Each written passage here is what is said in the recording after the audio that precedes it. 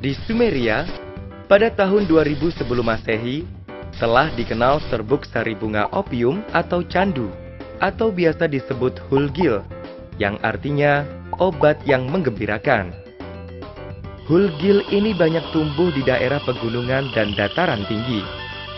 Pada saat itu, serbuk sari ini sudah diketahui memiliki fungsi sebagai obat tidur atau obat penghilang sakit saat dihirup.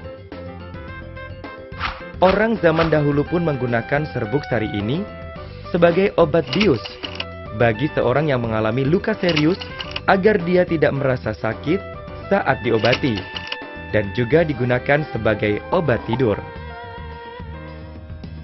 Selain itu, serbuk sari bunga opium ini juga digunakan sebagai racun untuk berburu, karena bisa membuat sang mangsa tertidur. Di India dan Persia, candu diperkenalkan oleh Alexander Agung pada 330 sebelum Masehi. Candu ini digunakan untuk bumbu masakan yang bertujuan untuk relaksasi. Mengapa menyalahgunakan narkoba itu berbahaya? Salah satu efek setelah memakai narkoba adalah halusinogen. Si pemakai akan berhalusinasi seolah-olah melihat sesuatu yang lain. Itulah mengapa seseorang yang menyetir setelah menggunakan narkoba berakhir pada kecelakaan. Kalau terus-terusan pakai narkoba, apa yang akan terjadi? Penyalahgunaan narkoba dapat berakibat buruk bagi kesehatan. Salah satunya adalah kerusakan fungsi otak, serta disfungsi organ tubuh lainnya. Jika kita menengok ke belakang, pada masa Orde Baru, penyalahgunaan narkoba sudah menjadi permasalahan yang serius dan semakin meningkat tiap tahunnya, hingga pada akhirnya meledak dengan dibarengi krisis mata uang regional pada pertengahan tahun 1997. Kebijakan yang selama ini dibuat seakan sudah tidak bisa lagi mengimbangi permasalahan yang ada. Pemerintah dan Dewan Perwakilan Rakyat Republik Indonesia (DPR RI) mengesahkan Undang-Undang Nomor 5 Tahun 1997 tentang psikotropika dan Undang-Undang Nomor 22 Tahun 1997 tentang narkotika.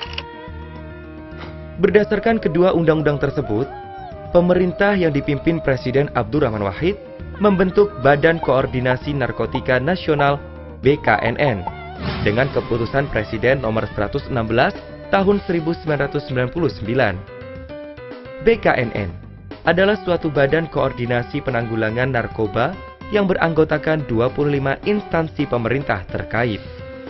BKNN sebagai badan koordinasi dirasakan tidak lagi memadai untuk menghadapi ancaman bahaya narkoba yang makin serius. Oleh karenanya, berdasarkan keputusan Presiden Nomor 17 Tahun 2002 tentang BNN, maka ketetapan MPR RI Nomor 6/MPR/2002 melalui Sidang Umum MPR RI tahun 2002 telah merekomendasikan kepada DPR RI dan Presiden RI untuk melakukan perubahan atas Undang-Undang Nomor 22 Tahun 1997 tentang narkotika. Oleh karena itu, pemerintah dan DPR RI mengesahkan dan mengundangkan Undang-Undang Nomor 35 Tahun 2009 tentang narkotika. Maka BNN memiliki 4 pilar utama, yaitu pencegahan, pemberdayaan masyarakat, rehabilitasi, dan pemberantasan.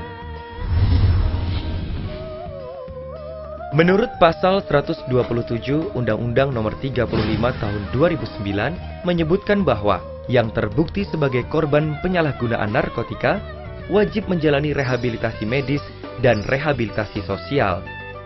Sangat disayangkan, kenyataan yang terjadi adalah para pengguna yang notabene merupakan korban penyalahguna dimasukkan ke dalam penjara.